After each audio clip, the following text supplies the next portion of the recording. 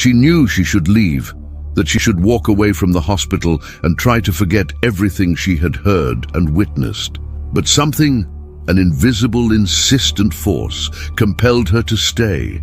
Her curiosity was stronger than her fear, and despite the chill running down her spine, she felt an almost magnetic pull to uncover the truth about the forgotten. It was as if, somehow, she had been called to this encounter and could no longer escape her fate. Sarah began to walk back toward the West Wing, the heart of the hospital, and supposedly the area where the apparitions were most intense. With each step, the atmosphere seemed to change, as if the corridors were shifting to guide her. The shadows moved in strange ways, stretching and bending in impossible directions, creating a stifling atmosphere. The silence was absolute, as though even the air had stopped circulating, leaving only an oppressive presence that closely followed her. Reaching the West Wing, Sarah encountered a hallway, much darker than the rest of the hospital. The light from the lamps barely illuminated a few feet ahead, and the shadows seemed to swallow everything around. It was as if the corridor were cut off from the rest of the building, an exclusion zone where time and space warped.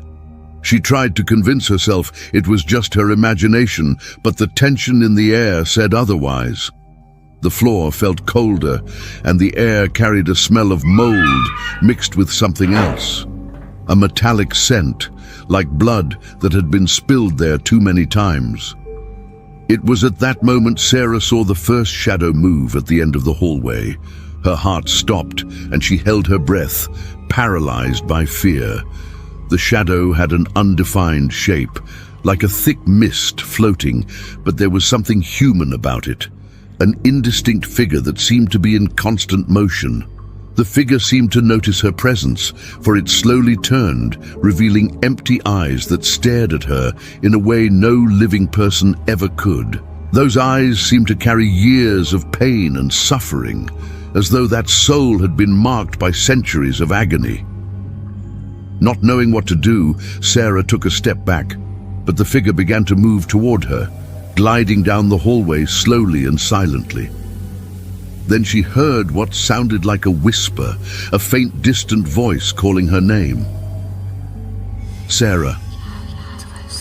The sound was distorted, as if it came from another plane, sending shivers through her. With each step the figure took, Sarah felt the air around her grow heavier, as though she were being pulled into a whirlpool of darkness. The shadow continued advancing,